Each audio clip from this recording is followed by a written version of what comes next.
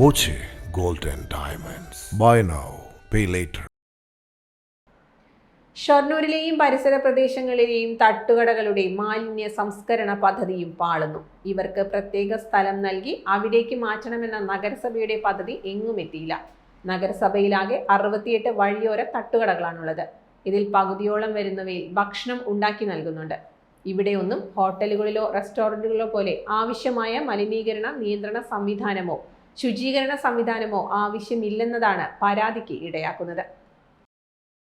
വൈകിട്ട് 3 മുതൽ പ്രവർത്തനം തുടങ്ങുന്ന വഴിയോര തട്ടുകടകൾക്ക് ഏകീകൃത സ്വഭാവം കൊണ്ടുവരാൻ നഗരസഭ പദ്ധതിയിട്ടിട്ടുണ്ടെങ്കിലും ഇതുവരെ നടപ്പായിട്ടില്ല. അതുകൊണ്ട് തന്നെ കുടിക്കാൻ നൽകുന്ന വെള്ളം പോലും ശുചീകരിച്ചതാണോ പരിശോധനയ്ക്ക് വിധേയമായതാണോ എന്നതൊന്നും പരിശോധിക്കാനാവുന്നില്ല. തട്ടുകടകളുടെ പ്രവർത്തന സമയം രാത്രിയായതിനാൽ ആരോഗ്യ വിഭാഗത്തിന്റെ പരിശോധനയും നടക്കാറില്ല. മാത്രമല്ല ഹോട്ടലുകളിൽ നടത്തുന്നത് പോലുള്ള പരിശോധനകളും ഉണ്ടാകാറില്ല. പഴകിയ ഭക്ഷണമോ ശുചീകരിക്കാത്ത സാഹചര്യങ്ങളോ പാചകം ചെയ്യുന്നവരുടെ വൃത്തിയോ ഒന്നും പരിശോധനയ്ക്ക് വിധേയമാകുന്നില്ലെന്നാണ് പരാതി. ട്രെയിൻ യാത്രക്കാരെത്തുന്ന റെയിൽവേ സ്റ്റേഷൻ പരിസരത്താണ് കൂടുതൽ തട്ടുകടകളുള്ളത്.